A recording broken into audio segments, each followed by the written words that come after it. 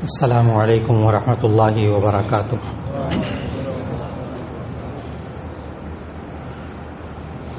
نحمده ونصلی علی رسوله الکریم، اما بعد فاعوذ باللہ من الشیطان الرجیم، بسم اللہ الرحمن الرحیم۔ یا ایھا الناس انا خلقناکم من ذکر وانثی وجعلناکم شعوبا وقبائل لتعارفوا ان اکرمکم عند اللہ اتقاکم، صدق اللہ العظیم۔ اللہ رب العزت نے ایک انسان حضرت آدم علیہ السلام سے کئی انسانوں کو پیدا فرمایا اور ہر دور کے انسان کے لیے رہنما انبیاء علیہم السلام بھیجے۔ کوئی دور ایسا خالی نہیں رہا جس میں انبیاء علیہم السلام نہ آئے ہوں۔ انسان کے آغاز سے جو پہلا انسان، اس کے لیے نبی کون ہوگا، تو اس کا اللہ تعالیٰ نے یہ حل سامنے ہمارے ذکر کیا کہ جو پہلا انسان تھا اسے ہی نبی بنا کر بھیج دیا، حضرت آدم علیہ السلام، اور پھر آخری نبی حضرت محمد رسول اللہ صلی اللہ علیہ وسلم کو بھیجا قیامت تک آنے والے انسانوں کے لیے، اور ان کے ذریعے ہمیں رہنمائی عطا فرمائی انسان کی پیدائش سے لے کر موت تک۔ اور سورہ احزاب میں جو اللہ تعالیٰ نے یہ فرمایا کہ لقد کان لکم فی رسول اللہ اسوۃ حسنہ، کہ رسول اللہ صلی اللہ علیہ وسلم کی ذات اقدس میں تمہارے لیے بہترین نمونہ زندگی ہے۔ ہم اپنے بچوں کو کیسے پالیں، ہم اپنے گھر کو کیسے رکھیں، اپنے آپ کی زندگی کیسے گزاریں، اپنے کاروبار کو کیسا بنائیں، ایک ایک مرحلے کے بارے میں نبی کریم صلی اللہ علیہ وسلم نے مکمل ہدایات عطا فرمائی۔ کاش کہ ہم اپنے بچوں کی جب تربیت کر رہے ہوں اور جب وہ ذرا سمجھدار ہوں تو ہم اپنی اس اولاد، اپنے بچوں اور بچیوں سے یہ کہہ سکیں کہ ہم نے تمہاری پیدائش سے لے کر اب تک تربیت اللہ کے رسول صلی اللہ علیہ وسلم کے حکم کے مطابق کی ہے۔ آج وقت کی بہت ضرورت ہے کہ شادی سے پہلے ہی نوجوان بچوں اور بچیوں کو آئندہ آنے والی زندگی کے بارے میں رہنمائی دی جائے کہ وہ اپنے بچوں کی پرورش اسوہ حسنہ کے مطابق کیسے کریں۔ بعض حضرات کے ذہن میں یہ آتا ہے کہ نبی کریم صلی اللہ علیہ وسلم کو تو 40 سال کی عمر میں نبوت ملی، تو 40 سال سے پہلے کی جو زندگی تھی وہ تو ہمارے لیے حجت نہیں ہے۔ تو اسی صورت میں ہم بچوں کو نبی کریم صلی اللہ علیہ وسلم کے بچپن کے مطابق کیسے بنائیں، یہ ایک بہت بڑا سوال ہے جو کیا جاتا ہے۔ اس کا جواب ذہن میں رکھنا چاہیے کہ جو نبی کریم صلی اللہ علیہ وسلم کی 40 سال پہلے کی نبوت ملنے سے پہلے کی جو زندگی تھی، یقیناً وہ اس وقت نبوت نہیں ملی تھی، لیکن نبوت ملنے کے بعد جو بچوں کے بارے میں احکامات دیے، ہمیں تو اس کے مطابق زندگی گزارنی ہے۔ نبوت ملنے کے بعد جو بچوں کی پرورش کے احکامات دیے اس پر تو ہمیں عمل کرنا ہے، یہی اسوہ حسنہ کے مطابق ہے۔ اور نبی کریم صلی اللہ علیہ وسلم کی جو 40 سال سے پہلے کی زندگی تھی وہ اللہ نے نظام ہی ایسا بنایا تھا کہ نبی کریم صلی اللہ علیہ وسلم کی زندگی میں 40 سالہ زندگی میں بعد میں نبی ہونے کے بعد جو ہدایات دی ہیں، یہ حلال، یہ حرام، یہ جائز، یہ ناجائز، اس میں سے 40 سال کے اندر ایک بھی ناجائز کام نبی صلی اللہ علیہ وسلم سے سرزد نہیں ہوا۔ تاریخ بڑی پڑی، سیرت بڑی پڑی، ایک بھی کام نبی کریم صلی اللہ علیہ وسلم سے خلاف شریعت اللہ تعالیٰ نے اس وقت بھی نہیں ہونے دیا۔ اس لیے نبی کریم صلی اللہ علیہ وسلم نے نبوت ملنے کے بعد کیا سکھایا؟ نبی کریم صلی اللہ علیہ وسلم نے ہمیں سکھایا. آج بچوں کو بچیوں کو چھوٹی چھوٹی باتیں ہیں، بہت اہم باتیں ہیں کہ نبی کریم صلی اللہ علیہ وسلم نے فرمایا جب بچے کی پیدائش ہو تو فوری طور پر اس کے دائیں کان میں اذان دیں، بائیں کان میں اقامت کہیں. اب آج کل کے حالات میں کبھی کبھی ڈاکٹر حضرات صاف تو کر دیتے ہیں بچے کو، لیکن ابھی نہلانے کی اجازت نہیں دیتے. وہ کہتے ہیں کچھ وقت ذرا ٹمپریچر اس کا درست ہو، کھلا ہو، تب کہیں جا کر اس کو نہلائیں گے. تو بہت سے لوگ سوال کرتے ہیں کیا نہلانے کے بعد اس کے کان میں اذان دینی چاہیے؟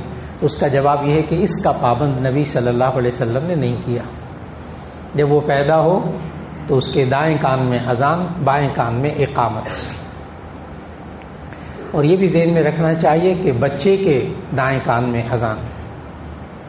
اپنے حساب سے آپ دائیں اور بایاں مراد نہ لیں، اس لیے کہ جب آپ بچے کو گود میں لیں گے یا کسی دوسرے نے لیا ہو تو بسا اوقات انسان کا دایاں بایاں رخ لیفٹ رائٹ بدل جاتا ہے.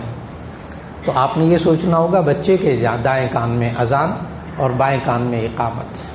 ایک وقت تھا لوگ کہتے تھے کہ مولانا نہ یہ اذان کو سمجھتا ہے، نہ اس کے اندر شعور ہے، نہ یہ اس کا ترجمہ سمجھتا ہے، کیا فائدہ ایک کان میں اذان ایک کان میں اقامت. لیکن اب لوگ نہیں کہتے، اب لوگ نہیں کہتے، اس لیے کہ آپ ڈاکٹر حضرات تو یہ کہتے ہیں، اب تو سائنس ہے پوری، کہ بچے کی پیدائش سے پہلے جو ماں کے جذبات ہیں وہ بچے میں منتقل ہوتے ہیں. پیدائش سے پہلے ماں اگر غصے میں رہتی ہو تو بس اوقات ڈاکٹر حضرات لیڈی ڈاکٹر سمجھاتے ہیں کہ آپ غصے میں نہ رہیں، ٹینشن میں رہیں، یہ مزاج بچے کا بھی بن جائے گا. اب یہ سمجھاتے ہیں. اب تو یہ سمجھاتے ہیں کہ جناب ماں پیدائش سے پہلے اس نے یہ دوائیاں کھائی تھیں، یہ دوائیاں کھائی تھیں، تو پیدائش کے بعد 10 سال بعد 15 سال بعد اس بچے میں یہ اثرات ظاہر ہوتے ہیں. اب تو پیدائش کے بعد کی باتیں نہیں کی جاتی ہیں، اب تو سائنس پیدائش سے پہلے کی باتیں کرتی ہے کہ کتنے اثرات ہوتے ہیں. عجیب و غریب سائنس ہے، عجیب و غریب سائنس. تجربات، مشاہدات، اصول بنائے حقائق ہیں. اور نبی کریم صلی اللہ علیہ وسلم نے کیا سمجھایا؟ بخاری شریف کی حدیث ہے کہ جب بچہ پیدا ہوتا ہے تو شیطان اس کو کچوکے لگاتا ہے، کچھ چبوتا ہے، جس کی وجہ سے بچہ روتا ہے. اور آج کل ڈاکٹر حضرات جو ہیں وہ اگر بچے پیدا ہونے کے بعد نہ روئے تو اس کو باقاعدہ مخصوص طریقے سے اس کی پٹائی کرتے ہیں ہلکی سی، تاکہ وہ رو پڑے. اس لیے کہ وہ روئے گا تو اس کے پھیپھڑے کھلیں گے، روئے گا تو اس کا سانس بحال ہوگا، اور اگر وہ نہیں روئے گا تو ایسی صورت میں تھوڑی دیر بعد وہ مر جائے گا. تو اب ڈاکٹر حضرات اس کو زبردستی رلاتے ہیں اگر نہ روئے. اور ہمیں نبی صلی اللہ علیہ وسلم نے کیا سمجھایا کہ جب بچہ پیدا ہوتا ہے تو روتا کیوں ہے؟ کہ شیطان اس کو احساس دلاتا ہے کہ اب دنیا میں تجھے میرا مقابلہ کرنا ہوگا. اب ایسے مرحلے میں اس کے دائیں کان میں اذان یعنی اللہ کا نام منتقل کیا جا رہا ہے، اللہ کا نام منتقل کیا جا رہا ہے. اور آج بھی آپ حضرات یہی کرتے ہیں اپنے بچوں اور بچیوں کے ساتھ. درسگاہوں میں یہی ہو رہا ہے کہ جو کان میں بات جاتی وہ دماغ میں جاتی ہے، جو کان میں بات جاتی وہ دماغ میں جاتی. ریکارڈنگ اسی طرح ہوتی ہے، آڈیو ریکارڈنگ اسی طرح ہوتی ہے کہ وہ کان سے سنتا ہے. یہ 2 مائک اللہ نے لگائے ہوئے ہیں اور اس سے آپ کے بچے کے دماغ میں بات جاتی، ذہن میں بات جاتی، اسی سے وہ پڑھتا لکھتا ہے. اللہ کا نظام ہے نا. تو وہ شروع میں اس کے کان میں اللہ کا نام، اللہ کے رسول کا نام صلی اللہ علیہ وسلم کا نام اس کے اندر اتارا جا رہا ہے. یہ سنت ہے نبی صلی اللہ علیہ وسلم کی. نبی صلی اللہ علیہ وسلم تمام صحابہ کو یہ باتیں سکھاتے تھے. پھر حضرت فاطمہ رضی اللہ تعالیٰ عنہ کو سکھایا نبی صلی اللہ علیہ وسلم نے جب حضرت حسن حضرت حسین رضی اللہ تعالیٰ عنہما پیدا ہوئے کہ ان کے دائیں کان میں اذان دو، بائیں کان میں اقامت کہو. مشکات شریف میں حدیث موجود کہ نبی صلی اللہ علیہ وسلم نے سکھایا کہ 7ویں دن ان کا اچھا سا نام رکھو، 7ویں دن ان کا اچھا سا نام رکھو. ان کا 7ویں دن ان کے سر کے بال منڈاؤ اور عقیقہ کرو. پھر یہ بھی سمجھایا نبی صلی اللہ علیہ وسلم نے کہ 7ویں دن جب بال منڈاؤ اس کے پہلے بچے کے اولین جو پہلے بال ہوتے ہیں جن کو ہم لوگ جھنڈ کہتے ہیں، تو اس دور میں یہ عقیقہ جسے کہتے ہیں 7ویں دن جانور ذبح کرنا، یہ حضرت ابراہیم علیہ السلام کے دور سے چلا آ رہا ہے۔ گزشتہ آسمانی مذاہب میں بھی عقیقہ موجود تھا، لیکن جب نبی صلی اللہ علیہ وسلم تشریف لائے تو اس وقت یہودیوں کا یہ طریقہ تھا کہ وہ عقیقہ کرتے تھے، لیکن وہ بچے کے خون کو، جو بچے کے عقیقے پہ جانور کو ذبح کیا جاتا تھا، اس کا خون لے کر بہتا ہوا وہ بچے کے سر کے اوپر لگا دیتے تھے۔ نبی صلی اللہ علیہ وسلم نے منع کیا کہ یہ نہ کیا کرو، یہ خون ناپاک ہوتا ہے، حرام ہوتا ہے، گندگی ہے، یہ نہ کیا کرو۔ اس کے بجائے جب تم بچے کے سر کے بال اتروا لو تو پھر ایسی صورت میں اس پر زعفران لگاؤ، مشکات شریف کی حدیث میں موجود کہ زعفران گھول کر اس کا پانی لگاؤ۔ اگر آپ اس کا مطالعہ کرنا چاہیں زعفران کے بارے میں اب، تو طب نبوی اور جدید سائنس، طب نبوی اور جدید سائنس اردو میں ڈاکٹر ہیں MBBS، انہوں نے لکھی، ڈاکٹر خالد غزنوی مرحوم نے یہ کتاب لکھی، اس میں زعفران پر انہوں نے پورا چیپٹر بنایا ہے، پڑھنے کے قابل ہے، MBBS ڈاکٹر۔ تو انہوں نے زعفران کے اوپر پورا چیپٹر لکھا اور لکھا کہ زعفران جو ہے یہ بہترین قسم کا اینٹی سیپٹک ہے، بہترین قسم کا اینٹی سیپٹک ہے۔ یعنی اب بچے کے سر کے بال مونڈے، اور آپ ذہن میں لائیے گا کہ وہ آج کے دور میں آفٹر شیو لوشن ہوتا ہے کہ شیو کے بعد وہاں لوشن لگا دیں تاکہ وہ اینٹی سیپٹک ہو جائے۔ اس دور کے اندر نبی صلی اللہ علیہ وسلم نے کیا سکھایا؟ اس لیے کہ نبی صلی اللہ علیہ وسلم سائنسدان نہیں تھے، یہ بار بار ذہن میں رکھنا چاہیے، سائنسدان نہیں تھے۔ سائنسدان کہتے ہیں اس شخص کو جو اپنے تجربات اور مشاہدات سے معلومات حاصل کرتا ہے، اسے سائنسدان کہتے ہیں۔ اور نبی صلی اللہ علیہ وسلم تو ما ینطق عن الہویٰ ان هو الا وحی یوحیٰ، جو وحی آتی تھی وہ بتاتے تھے، وہ کرواتے تھے، وہ تو خالق بتاتا تھا، انسان کا خالق بتاتا تھا ان کو، تو وہ کرتے تھے۔ تو نبی صلی اللہ علیہ وسلم سمجھائے کہ زعفران تھوڑا سا لے لیں، اس کو پانی میں بھگوئیں اور اس کا پانی لگا دیں، وہ خوشبودار بھی ہے، اینٹی سیپٹک بھی ہے۔ پھر نبی صلی اللہ علیہ وسلم نے حضرت فاطمہ رضی اللہ عنہا کو سمجھایا کہ یہ جو بال ہیں ان کے وزن کے برابر چاندی خیرات کر دو، یہ بھی سمجھایا، یہ بھی اس حدیث میں موجود۔ اب جب بالوں کے وزن کے برابر چاندی خیرات کرنے کا مسئلہ آتا ہے تو ظاہر ہے مہنگائی کے دور میں بہت مشکل محسوس ہوتا ہے، لیکن جب آپ عمل پہ جائیں گے، حقیقت پسندی میں جائیں گے، تو آپ کو عجیب سی بات محسوس ہوگی کہ اب ڈاکٹر حضرات یہ کہتے ہیں کہ جو بچہ نوزائیدہ بچہ ہوتا ہے، چاہے اس کے جتنے مرضی گھنے بال ہوں، زیادہ سے زیادہ بال ہوں، وہ 4-5 اونس سے زیادہ نہیں ہوتے، یعنی 4-5 گرام سے زیادہ نہیں ہوتے کسی بھی صورت میں۔ اور آج کل جو چاندی ہے 10 گرام، آج کل مارکیٹ کا، بلکہ آج کا جو ریٹ ہے وہ ہے 1460 روپے کی 10 گرام، 1460 روپے یعنی 1400 روپے کی۔ تو اگر 5 گرام وزن بھی ہوں تو یہ 700 روپے بنتے ہیں، کل زیادہ سے زیادہ 700 روپے۔ اتنے کو تو مٹھائی کا 1 کلو کا ڈبہ بھی نہیں آتا جتنا ہم خرچ کر ڈالتے ہیں، لیکن سنت پر عمل کرنے کے لیے کوئی زیادہ خرچ نہیں ہوتا۔ وہ اس طرف لانا چاہتا ہوں کہ جناب بچوں کے وزن کے برابر بال برابر چاندی خیرات کریں، تو اب چاندی تو بہت مہنگی ہوتی ہے، کیسے عمل کریں؟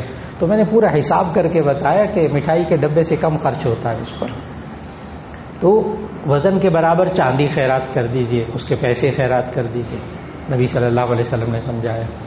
اور پھر 7ویں دن اچھا سا نام رکھنے کا کہا نبی صلی اللہ علیہ وسلم۔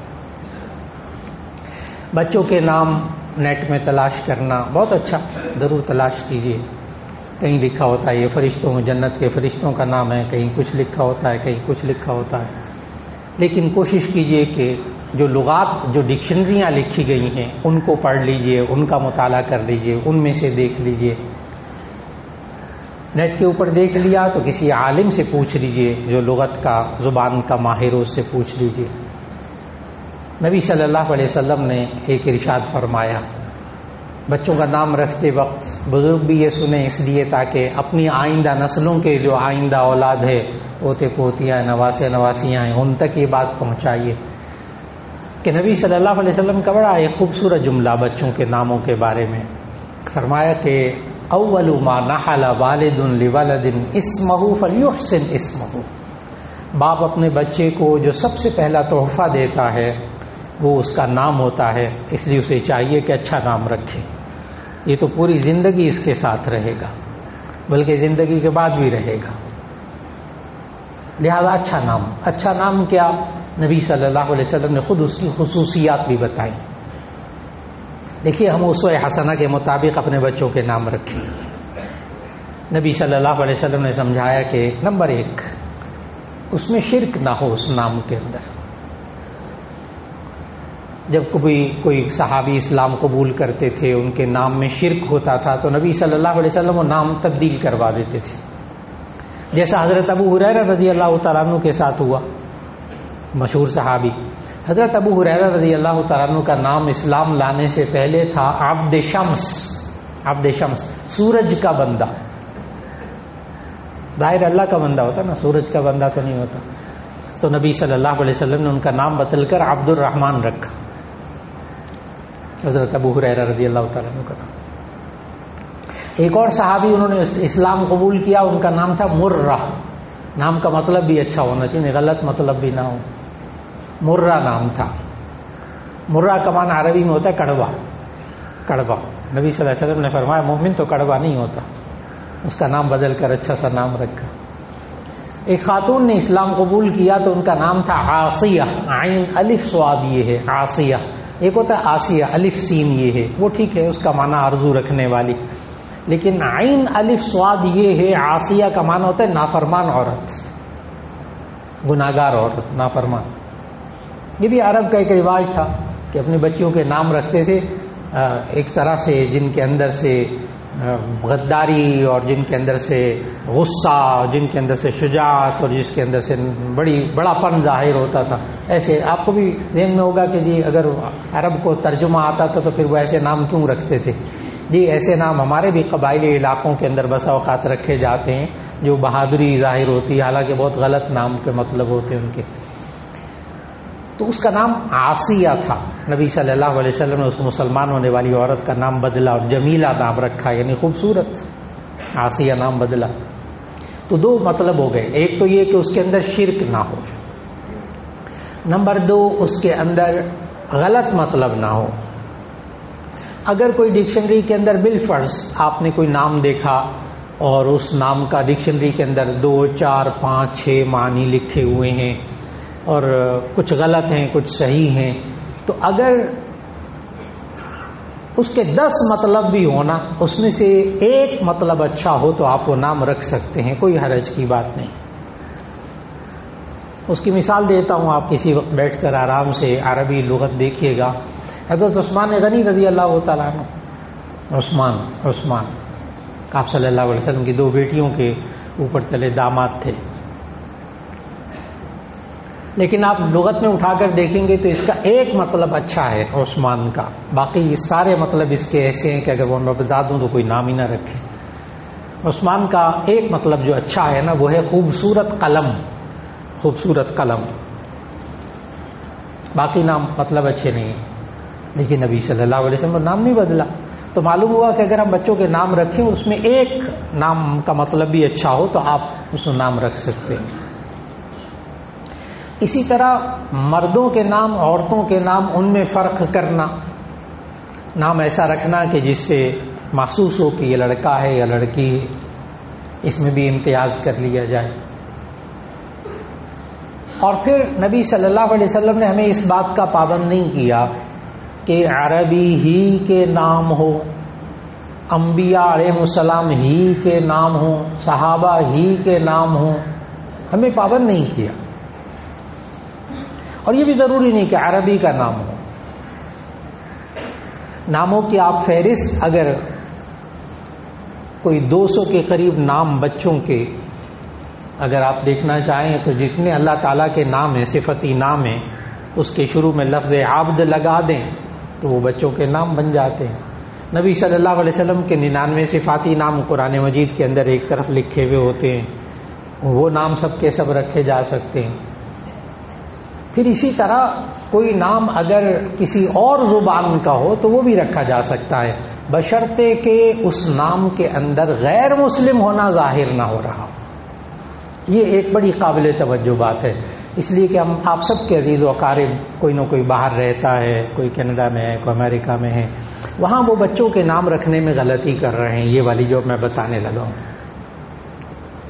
اگر کسی اور آسمانی کتاب میں وہ نام کسی نبی کا بھی ہو نا، تو بھی مسلمان اپنے بچے کا نام نہیں رکھ سکتا۔ یہ تھوڑی سی بات ذرا تلخ سی ہے، لیکن اس کو سمجھنا ہوگا۔ اگر نبی کا نام بھی گزشتہ آسمانی کتاب میں ہو نا، وہ والا، اور اس سے غیر مسلم پہچانے جاتے ہوں، تو وہ اپنے بچے کا نام نہیں رکھنا چاہیے۔ قرآن مجید میں جو اس نبی کا نام آیا ہو وہ رکھنا چاہیے۔ اس کی میں مثال دیتا ہوں، جیسے داؤد علیہ السلام کو بائبل میں لکھا ہے ڈیوڈ۔ داؤد علیہ السلام کو بائبل کی زبان میں ڈیوڈ کہتے ہیں۔ اب کوئی مسلمان اپنے بچے کا نام ڈیوڈ نہیں رکھے گا، داؤد رکھے گا، داؤد۔ اسحاق علیہ السلام کو بائبل کی زبان میں آئزک کہتے ہیں، آئزک۔ اب وہ آئزک بچے کا نام نہیں رکھیں گے، اگرچہ وہ نبی کا نام آیا ہے بائبل میں، ہم اسحاق رکھیں گے۔ سلیمان علیہ السلام کا نام بائبل کے اندر سالومن آیا ہے، سالومن، لیکن ہم اپنے بچوں کا نام سالومن نہیں لکھیں گے، ہم مسلمان سلیمان ہی لکھیں گے۔ یوسف علیہ السلام، یوسف قرآن مجید میں نام ہے، یہ عبرانی زبان کا نام ہے، اردو عربی کا نام ہی نہیں ہے، سرے سے عربی کا نام بالکل نہیں ہے۔ لیکن حضرت یعقوب علیہ السلام نے اپنے بچے کا نام یوسف رکھا تھا، تو عبرانی زبان جس میں آسمانی کتابیں نازل ہوئی تھی، اس میں یہ یوسف کا معنی ہوتا ہے مزید اور زیادہ، یعنی اپنے بچے کا نام یوسف رکھ دیں تو اللہ تعالیٰ اور زیادہ اولاد دے۔ تو چنانچہ یعقوب علیہ السلام نے اپنے بچے کا نام یوسف رکھا، لیکن عبرانی زبان آپ یوسف نام رکھ سکتے ہیں، لیکن بائبل میں یوسف کو جوزف کہتے ہیں، وہاں جوزف لکھا جاتا ہے۔ آپ اپنے بچے کا نام جوزف نہیں رکھیں گے، یوسف رکھیں گے۔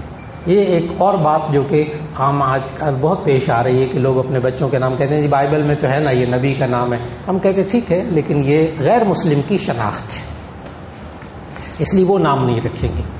اسی طرح ہم کسی پنجابی زبان میں نام رکھنا چاہیں، سرائکی میں نام رکھنا چاہیں، آپ رکھ سکتے ہیں، آپ عربی میں نام رکھ سکتے ہیں، کسی بھی فارسی میں رکھ دیں، جائز، معنی اچھا ہونا چاہیے، شرک اس میں نہیں ہونا چاہیے، اور بے مطلب نام بالکل اس کو اس سے بچنے کی کوشش ہونی چاہیے۔ کیا نام کے اثرات ہوتے ہیں؟ نام کے اثرات ہوتے ہیں تو بہت آسان سی بات ہے، کسی آدمی کو آپ اچھے نام سے پکار لیں جس کا مطلب اس کو آتا ہو، اس کے اوپر اچھی طبیعت، اچھے اثرات آپ کو نظر آئیں گے، اور کسی برے لقب کے ساتھ کسی بندے کو جو جس کا مطلب اس کو آتا ہو پکار کر دیکھ لیں کیا حال ہوگا۔ تو اثرات تو ہیں اس مطلب کے نام کے، اچھے مطلب کا۔ اسی نبی صلی اللہ علیہ وسلم نے برا نام کہ مرا تھا تو بدل دیا کہ مومن کڑوا نہیں ہوتا۔ رہا یہ کہ آپ کسی بھی زبان کے رکھ لیں، مثال دیتا ہوں، عطا اللہ عربی زبان کا نام ہے، اللہ کا دیا ہوا۔ جب آپ اس کا پنجابی زبان میں نام رکھنا چاہیں، عطا اللہ کا ترجمہ تو اللہ دیتا، اب اللہ دیتا نام رکھا، بالکل ٹھیک ہے۔ آپ اس کو سرائکی میں نام رکھنا چاہیں، عطا اللہ کا ترجمہ کر کے اللہ ڈیوایا تو بالکل درست، آپ سرائکی میں بھی نام رکھ سکتے ہیں بچوں کے، لیکن اس کا معنی اچھا ہو، اس میں شرک نہ ہو، اور اس میں غیر مسلم کی پہچان نہ ہو۔ تو میں نے آج گزارش کی کہ نبی صلی اللہ علیہ وسلم نے ہمیں اپنے بچوں کے نام رکھنے کے لیے کیا آداب سکھائے۔ اللہ رب العزت بے اولادوں کو اولاد عطا فرمائے، اور جن کو اولاد عطا فرمائی ان کو اس حسنہ کے مطابق ان کی تربیت کرنے کی توفیق عطا فرمائے۔ وآخر دعوانا ان الحمد للہ رب العالمین۔